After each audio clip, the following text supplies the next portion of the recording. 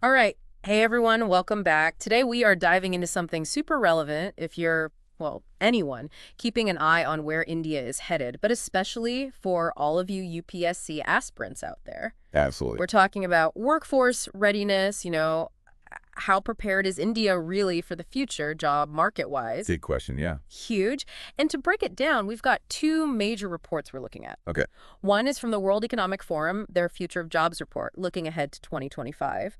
The other, the QS World Future Skills Index, both packed with insights. Lots to unpack, definitely. Our mission today, to pull out the most important stuff, what you absolutely need to know about the challenges and the opportunities facing India's workforce. Yep, because it's a global landscape now, right? Yeah. Can't ignore what's happening elsewhere. Totally. That's why making sure our education, skills development, all of that keeps up is crucial.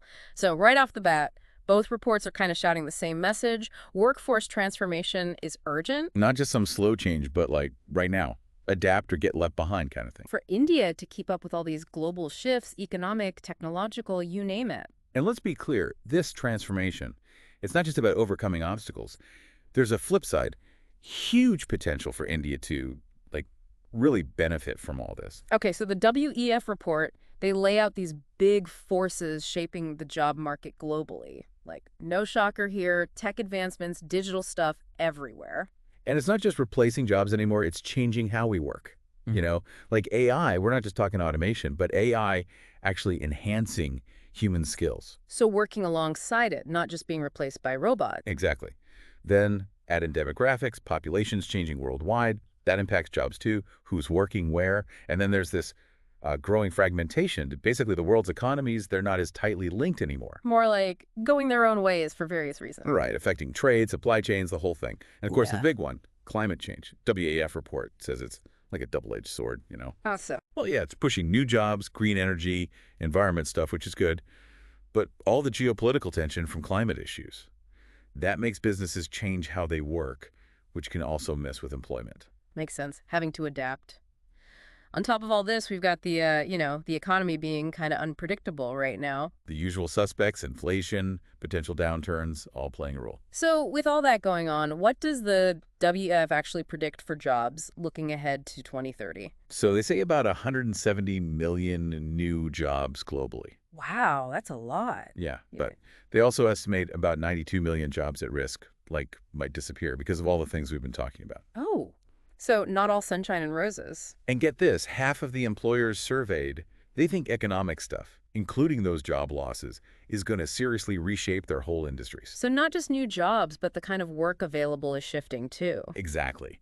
The report highlights this move towards jobs needing, more complex skills and knowing your way around tech. Super important for India, especially thinking policy-wise, UPSC stuff. Makes you think, what skills are we even teaching? Are they the right ones? That's what employers are worried about. WEF says training, upskilling workers, that's top priority. Got to keep learning, otherwise you're obsolete, basically. Yeah. Then there's wages, got to track talent, and employee well-being, making sure people aren't burning out. So it's more than just can you code or whatever the hot skill is? Oh, totally. Analytical thinking, how to solve complex problems, being resilient when things go wrong, those are huge. The whole soft skills package. Yeah. Emotional intelligence, being adaptable, leadership, doesn't matter what your job title is, these help you thrive no matter what changes. So any specific jobs the WEF says are going to boom? Big data specialists, those who can make sense of tons of information, and AI and machine learning engineers building the brains behind it all. So tech focus makes sense given where India's strengths are, which brings us to the QS Skills Index, right? How do we stack up globally? Good news first. India is second in the world for AI and green skills preparedness. Wow, second place, not bad. And in the future of work category, our score is 99.1. Means we're pretty adaptable to new ways of working. Sounds promising.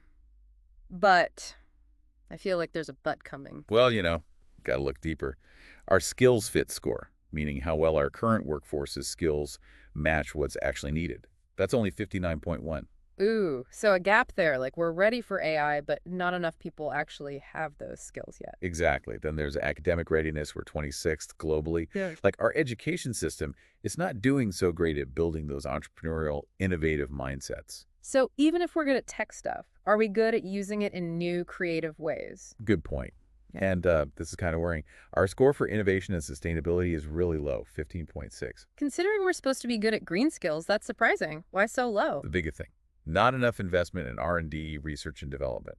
That hurts our competitiveness in renewable energy, climate tech, all that, So good intentions, but not putting our money where our mouth is. basically. Hmm. And that affects our economic development directly, something UPSC folks should definitely pay attention to. All right, so problems identified. What are the solutions? Feels like we need a multi-pronged attack here. For sure. First, got to fix our education system, curriculum, how we teach, the whole thing. Much more focus on those soft skills, creativity, problem solving, thinking like an entrepreneur. Move away from just memorizing textbooks towards actually using knowledge. Exactly. More interdisciplinary learning, hands-on stuff, think hackathons, startup incubators, design thinking workshops, stuff that gets you doing things. So practical skills and then the green stuff. Can't forget that. Definitely. Dedicated research centers, courses on green tech, even getting students involved in local environmental projects. This all sounds great, but it's got to connect to the real world, the actual jobs out there. Absolutely. That's where industry and academia need to work together.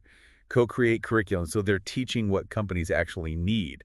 More internships, real-world experience. Learning by doing, basically. Yep. Maybe set up skill development centers with help from businesses so they're getting exactly what they need. And the key, keep updating what's taught based on what's happening right now in the market. Got to keep pace. Otherwise, what's the point? Exactly.